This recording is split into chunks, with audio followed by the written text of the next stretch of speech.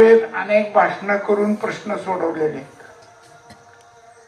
विलासराव देशमुख साहेब मुख्यमंत्री असताना हे जे बंधारे आपल्याला दिसतात ना, हा फक्त कोकणापुरता त्यावेळेस महामंडळाचा प्रश्न होता. आणि मी भाषण केलं आणि त्या भाषणात बोलता बोलता मला घाईवरून आलं. आबा माझ्या पुढे बसलेले होते आणि त्यांनी थांबवलं आणि मी सांगितलं की जे दुष्काळी पट्ट्यातली गाव आहेत, तालुके आहेत, त्याचा याच्यात समावेश झाला पाहिजे. आणि मग त्यावेळेस नुसता सोलापूर जिल्ह्यातला बार्शी तालुका नाही, तर या महाराष्ट्रातल्या 127 तालुक्याचा त्या जलसंधारण महामंडळाच्या कार्यक्षेत्रात प्रवेश झाला. त्याचं ऑफिस आता संभाजीनगरमध्ये, आणि तिथून अखंड हे बंधाऱ्यांचं काम या ठिकाणी सुरू झालेलं आहे. अशी जंत्री वाचून दाखवता येईल मला, 1-2-4 तास दिले तर, काय केलंय म्हणून. पण ज्यांना ते पाहायचं नाही, तुम्ही काय केलं असं आम्ही विचारतो. तुम्ही आढावा द्या एकदा, समोरासमोर चांगल्यापैकी प्रश्नोत्तराचा तास घेऊ आपण.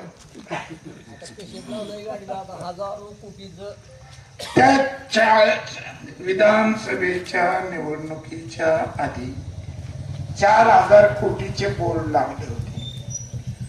मग ते कोणत्या गावात किती खर्च झाले याचा म्हणजे काय म्हणायचं, ऑडिट रिपोर्ट तरी द्या आम्हाला.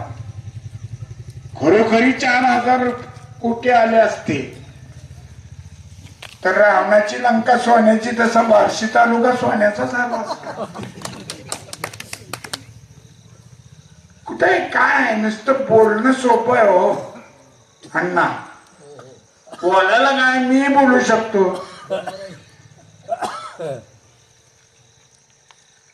त्याला काय होय म्हणाला किती वेळ लागतो. तुला काय पाहिजे, समुद्र दिला, तुला जहाज दिलं, तुला विमान दिलं, तुला ही धावपट्टी विमानतळ घेऊन टाक. काय बापाचं देणं नाही म्हणायला काय. बोलायचं म्हणल्यावर खोटं बोल पण रिटून बोल, त्याच्याऐवजी मोठाने बोल, अशी एक नवीन म्हण आता. त्याच्यामुळे असलं काही मला बोलता आलं नाही, पण मी काम करून दाखवलेलं आहे. त्यामुळे तुम्ही मला 7 वेळा निवडून दिलेलं आहे. आणि त्याचबरोबर मला हिनवत होते, त्यात विरोधी पक्षाचे आमदार आहे, हे काय करणार. म्हणलं बर, मी विरोधी पक्षात राहतो, माझे सहकारी सत्ताधारी पक्षात जातील. याचा बांध झालो मी, म्हणलं विरोधी पक्ष. आणि मग आज एका उपमुख्यमंत्र्याचं बाणचिन्ह घेऊन हे आपल्या पुढे उमेदवार आहेत, हे आता सत्ताधारी पक्षात आहेत. तुम्ही निवडून दिल्यावर निधी आणणारे हेच आहेत, मार्गदर्शन करायला मी आहे.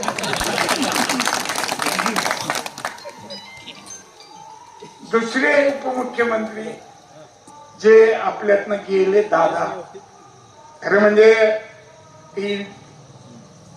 28 तारखेपासून अगदी आज सकाळपर्यंत मी कुठं बाहेर जावं, प्रचार करावं या मनस्थितीत नव्हतो.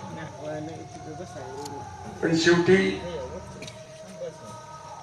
आज वकील साहेबांनी आग्रह केला म्हटल्यानंतर म्हणलं जाऊ आज.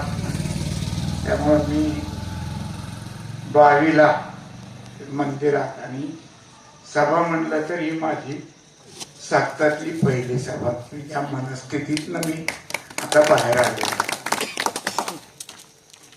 त्यांच्या पक्षाचे 3 गटात आपले जिल्हा परिषदे उमेदवार आहे. म्हणजे उद्या ते जर म्हणले लाडकी बहीण आमची, तर त्यातले 1000 रुपये देणाऱ्यातले 2 पक्षाचे माणसं आमच्याकडे आहेत. 2/3 आता आमचा वाटा झालेला. म्हणजे तुम्हाला फक्त अदला बदली करून जमतं असं नाही, आम्ही तो प्रयोग सुद्धा करू शकतो आणि यशस्वी करू शकतो हे दाखवण्यासाठी मी हे केलेलं आहे. उद्या शिंदे साहेब निधी देतील, सुनेत्राताई निधी देणार आहे. बजेट सेशन नंतर अर्ध खातं राष्ट्रवादीकडेच येणार आहे आणि तुम्ही हे सत्ताधारी पक्षातले उमेदवारांना निवडून देऊन आपापल्या गावाचा विकास निधी आणण्यासाठी या 2 उमेदवारांना उद्याच्या 7 तारखेला मतदान करावं अशी कळकळीची विनंती मी आपल्याला करतो.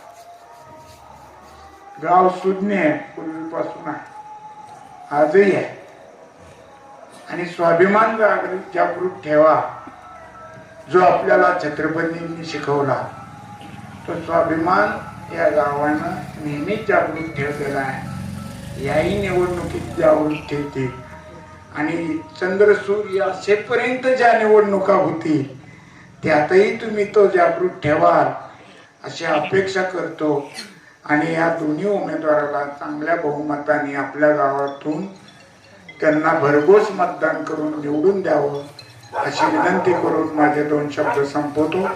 जय हिंद, जय महाराष्ट्र.